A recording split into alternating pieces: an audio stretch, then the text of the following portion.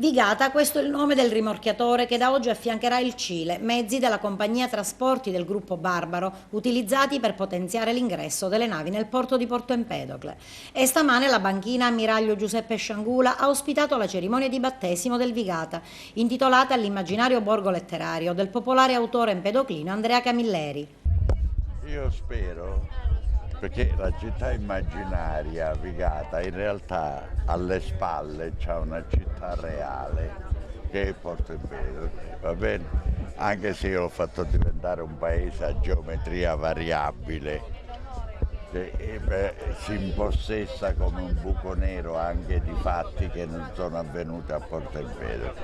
Però dietro Vigata c'è Porto Empedocle. Allora, mi auguro che un così bel rimorchiatore di così bella forza possa trasportare Vigata in controtendenza verso un mare più tranquillo e più pescoso soprattutto. Ecco, trattandosi di un paese di pescatori, la metafora è capita da tutti.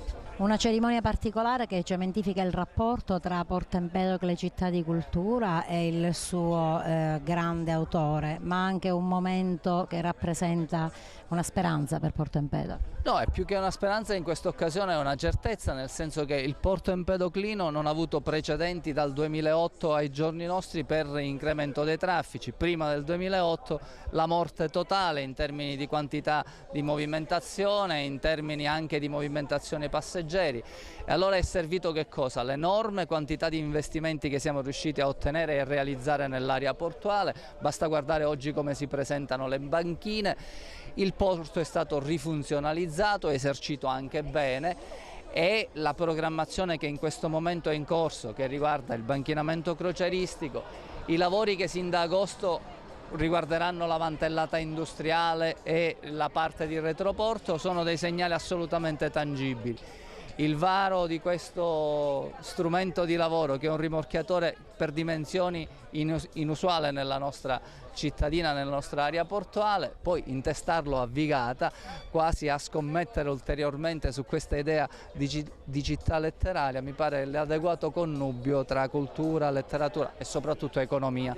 È un contributo sicuramente dato col cuore, questo non c'è dubbio, perché nasce da un'idea di mio figlio Peter.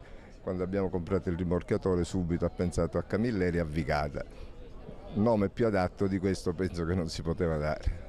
Presenti alla cerimonia numerose autorità civili e militari, tra cui l'editore Sellerio. Per me è sempre un'emozione venire qui a Porto Empedocle e cercare i luoghi e il contesto da cui Andrea Camilleri trae l'ispirazione per i suoi libri. La prima cosa è che quando lo vedo a Porto Empedocle lo vedo sempre felice nella sua città per il poco tempo in cui riesce a tornare, veramente è una grande emozione.